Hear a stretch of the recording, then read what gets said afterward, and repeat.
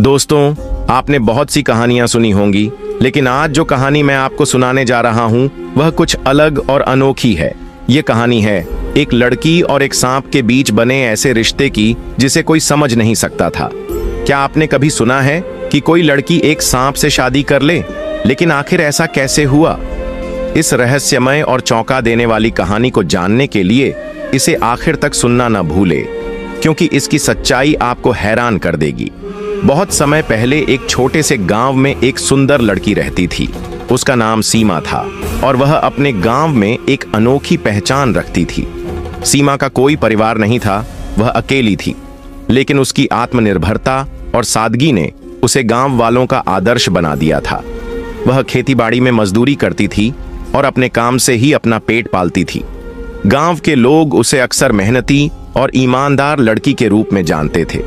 सीमा का एक और विशेष गुण था और वह था उसकी गहरी धार्मिकता। वह हर सुबह गांव के प्राचीन शिव मंदिर में पूजा करने जाती थी। यह मंदिर गांव के बाहर एक छोटे से पहाड़ पर स्थित था और उसमें एक पुराना शिवलिंग था जिसे लोग बहुत श्रद्धा से पूजते थे। सीमा ने इस मंदिर को अपनी दूसरी घर मान लिया था, जहां वह न केवल भगवान शिव से आशीर्वाद प्राप्त करती, बल्कि अपने जीवन के कठिन समय में शांति की तलाश भी करती। एक दिन वह अपने साथ एक लोटा लेकर शिवलिंग पर दूध चढ़ाने के लिए मंदिर गई। वह हर सोमवार को यह काम करती थी, क्योंकि उसे विश्वास था कि भगवान शिव की पूजा से उसके जीवन में सुख शांति बनी रहती थी। उस दिन भी वह अपने मन में यही भावना लेकर मंदिर में आई। मंदिर में जब वह पहुंची तो उसने देखा कि मंदिर पूरी तरह से खाली था। उसके अलावा कोई नहीं था और यह देखकर उसे थोड़ी अजीब सी घबराहट महसूस हुई, लेकिन उसने इसे ज्यादा महत्व नहीं दिया। वह अपनी पूजा में मन लगाकर शिवलिंग के पास दूध चढ़ाने के लिए झुकी। तभी अचानक एक अजीब घटना घटी। एक सांप तेजी से शिवलिंग के पास आया और शिवलिंग के पास लिपट कर बैठ गया। सीमा ने देखा और घबराई, क्योंकि उसे इस तरह के दृश्य से डर लगता था, लेकिन उसने हिम्मत रखी और दूध चढ़ाने की कोशिश की। जैसे ही वह दूध चढ़ाने लगी, सांप ने अपना फन फैला लिया और बहुत घातक तरीके से शोर करने लगा। सीमा डर से कांपते हुए दूध का लोटा शिवलिंग के पास रखकर पीछे हट गई।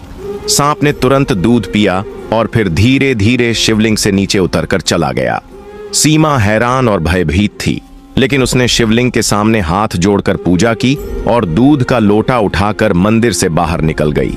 अगले सोमवार को वह फिर वहीं सब करने आई। इस बार भी वही सांप आया और दूध पिया। यह सिलसिला कई हफ्तों तक चलता रहा और हर सोमवार वही सांप शिवलिंग पर बैठकर दूध पीता था। एक दिन सीमा मंदिर नहीं जा पाई। इस बार वह खेत में काम करने गई थी। खेत में काम करते समय एक सांप ने उसके सामने आ गया।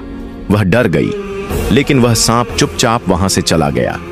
फिर शाम के वक्त खेत से काम करके सीमा घर लौट रही थी कि तभी अचानक एक सांप ने उसका रास्ता काट दिया। सीमा सोचने लगी। तभी उसे एहसास हुआ कि शायद यह सभी घटनाएं एक संकेत है कि वह मंदिर में जाना भूल गई है। वह तुरंत घर गई, दूध लिया और मंदिर पहुंची। मंदिर में वही सांप फिर शिवलिंग के पास लिपटा हुआ बैठा था। सीमा ने उसे देखकर दिल से राहत की सांस ली और जैसे हर बार दूध पिलाया, वैसे ही सांप दूध पीकर चला गया। रात में सोते हुए सीमा के मन में एक सवाल था, क्या यह सांप उसे यह याद दिलाने के लिए आ रहा है कि वह मंदिर में दूध चढ़ाने के अपने कर्तव्य को न भूले? क्या यह सांप उसी रूप में था या इसका कोई और राज्य था? वह यह सोचते सोचते सो गई। अगला सोमवार आया और सीमा एक बार फिर दूध का लोटा लेकर मंदिर गई। इस बार जब वह मंदिर पहुंची तो उसने देखा कि सांप शिवलिंग पर लिपटा हुआ नहीं था।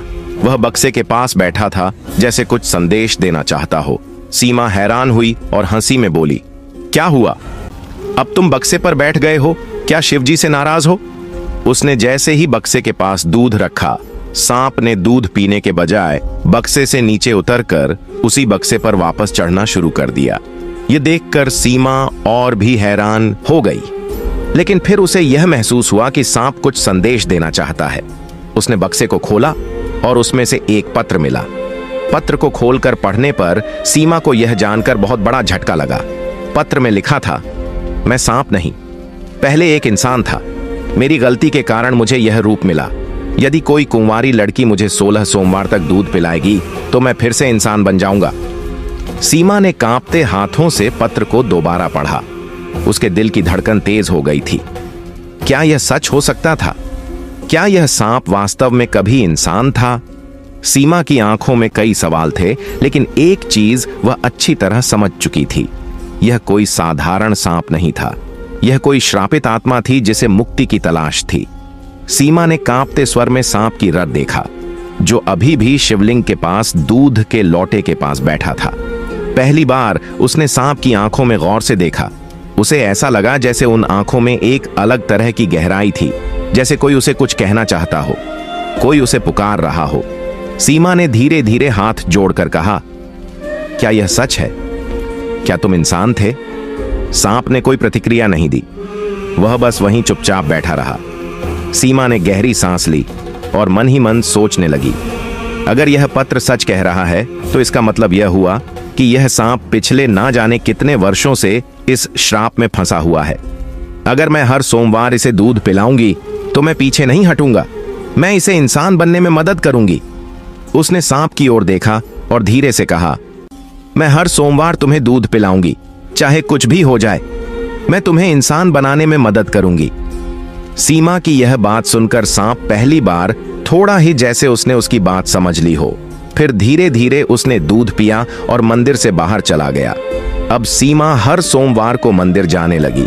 पहले तो वह केवल दूध ले जाती थी, लेकिन अब वह फल और फूल भी चढ़ाने लगी। उसे ऐसा महसूस होने लगा था कि यह सिर्फ एक सांप नहीं था, बल्कि कोई ऐसी आत्मा थी जो इंसान बनने के लिए तरस रही थी।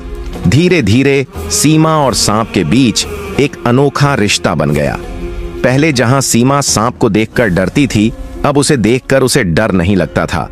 वह उसके सामने सहज महसूस करने लगी थी। कई बार सीमा खेतों में काम करने जाती तो उसे ऐसा लगता कि कोई उसके आसपास है। जब वह ध्यान देती तो देखती कि वही सांप पास ही कहीं पड़ा हुआ है। वह उसे कोई नुकसान नहीं पहुंचाता, बस उसके साथ साथ चलता। सीमा मुस्कुराकर कहती, तुम अब मेरे पीछे पीछे क्यों आते हो? कहीं मुझे देखकर डर जाओगे तो नहीं? लेकिन सांप हमेशा चुपचाप बस उसकी तरफ देखता रहता। धीरे धीरे गांव के लोगों को भी यह बात समझ में आने लगी कि सीमा मंदिर में हर सोमवार जाती है और किसी सांप को दूध पिलाती है। कुछ लोग इसे अच्छा मानते थे तो कुछ लोग डरते थे।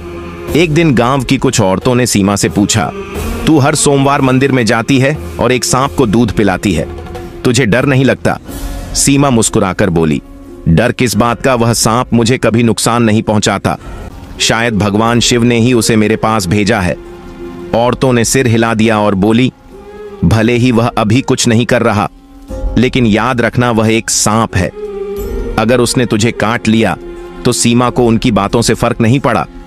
वह जानती थी कि यह कोई साधारण सांप नहीं था और उसे किसी भी हाल में अपने निर्णय पर अडिग रहना था। अब 12 सोमवार बीत चुके थे। सीमा को लगने लगा था कि यह सांप अब उस पर पूरा भरोसा करने लगा है। कभी कभी जब सीमा थककर खेत में बैठ जाती तो सांप पास ही कहीं लेटा रहता। यह देखकर कई बार कुछ मजदूर डर जाते और भाग जाते, लेकिन सीमा कभी नहीं घबराई। वह अब खुद को सांप के और करीब महसूस करने लगी थी। उसे लगने लगा था कि यह सांप उसका सच्चा साथी बन गया है। वह अब उसे सिर्फ एक श्रापित प्राणी के रूप में नहीं देखती थी, बल्कि उसकी तकलीफ को महसूस करने लगी थी। एक रात सीमा अपने घर के बाहर बैठी थी। वह आकाश की ओर देख रही थी। चांदनी रात थी, ठंडी हवा बह रही थी, लेकिन उसके मन में कई सवाल थे। आखिर उसने कौन सी गलती की थी? कौन था वह इंसान? क्या वह सच में बदल सकता है? और अगर बदल भी गया तो क्या फिर कभी मुझसे मिलेगा? वह यही सोच रही थी कि तभी उसे अपने पैरों के पास कुछ महसूस हुआ। उसने नीचे देखा। वहीं सांप धीरे धीरे उसके पास आकर बैठ गया था। सीमा ने गहरी सांस ली और हल्की हंसी के साथ कहा, तुम्हें भी अब मेरी आदत पड़ गई है ना सांप? बस शांत बैठा रहा। अब सिर्फ 4 सोमवार बचे थे। सीमा हर सोमवार और ज्यादा श्रद्धा के साथ मंदिर जाती। अब वह दिन आ रहा था जब 16 सोमवार पूरे हो जाएंगे।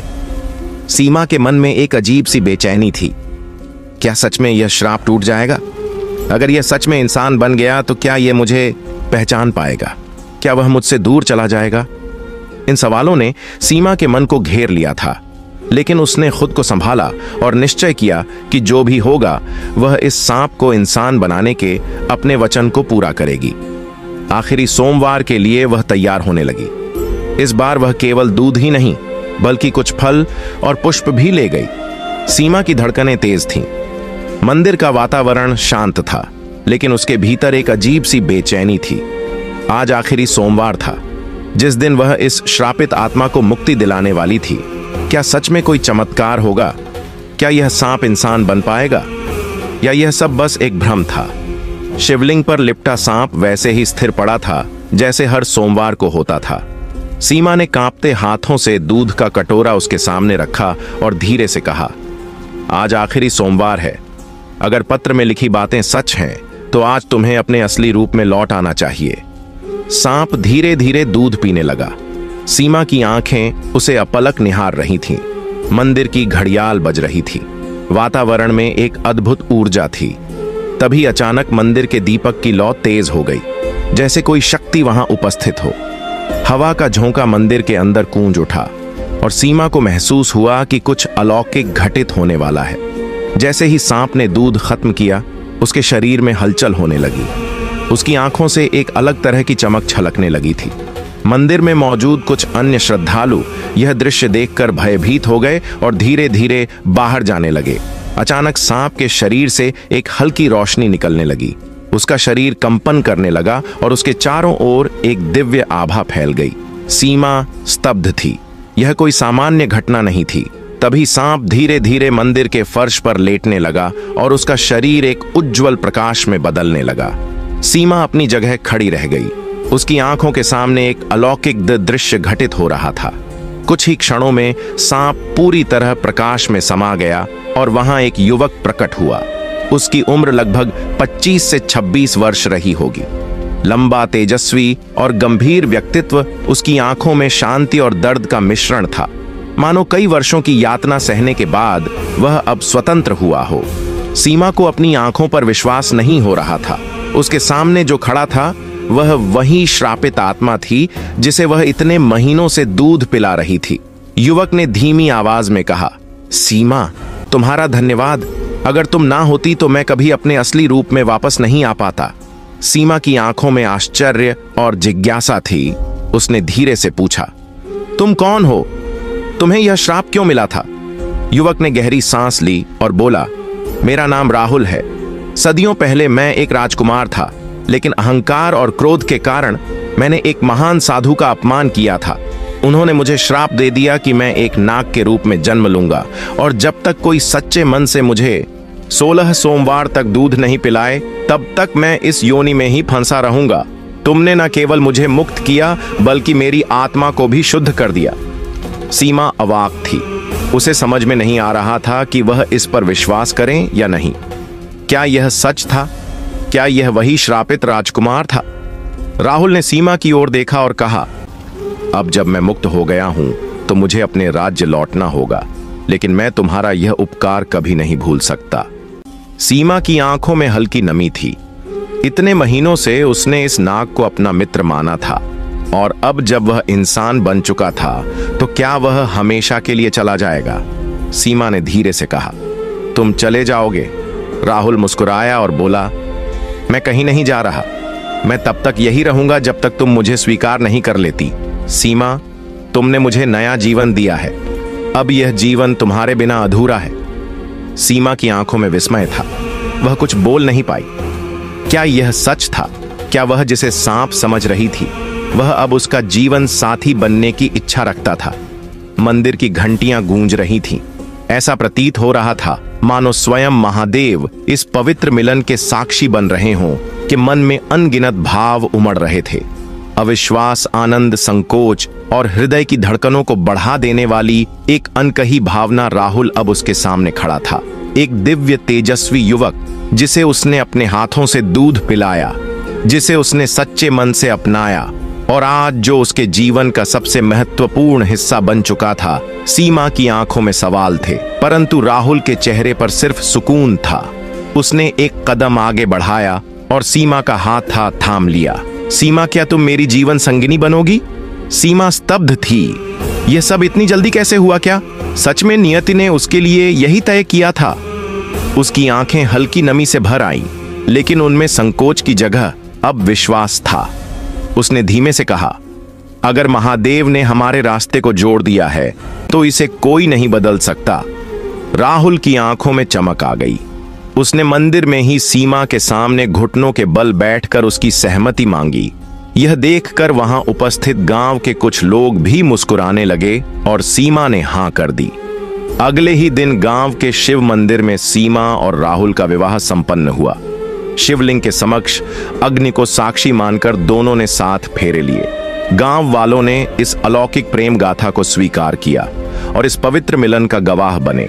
विवाह के पश्चात राहुल ने सीमा से कहा, अब समय आ गया है कि हम इस गांव को छोड़कर एक नई जगह चले, जहां कोई हमें हमारे अतीत से न पहचाने। सीमा को राहुल पर पूरा विश्वास था। उसने हामी भर दी और दोनों एक नए जीवन की ओर बढ़ गए। कई वर्षों बाद राहुल और सीमा अब एक खुशहाल दंपति थे। उनके पास एक सुंदर घर था, जहां भक्ति, प्रेम और वफादारी का वास था। राहुल अब एक सम्मानित व्यक्ति बन चुका था और सीमा वह आज भी शिव मंदिर में हर सोमवार को दूध चढ़ाती थी, लेकिन अब किसी श्राप को मिटाने के लिए नहीं, बल्कि अपने परम विश्वास और भक्ति को बनाए रखने के लिए। दोस्तों, इस कहानी से हमें यह सीख मिलती है कि सच्ची भक्ति और निस्वार्थ प्रेम में अपार शक्ति होती है। जब हम सच्चे दिल से किसी की मदद करते हैं और अपने कर्तव्यों को निभाते हैं, तो ईश्वर भी हमारी राह आसान कर देते हैं। विश्वास, वफादारी और सच्चाई ही जीवन की सबसे बड़ी पूंजी होती है, जो किसी भी मुश्किल को पार कर सकती है। अगर आपको यह कहानी पसंद आई हो तो इसे लाइक और शेयर जरूर करें और ऐसी ही प्रेरणादायक कहानियां सुनने के लिए हमारे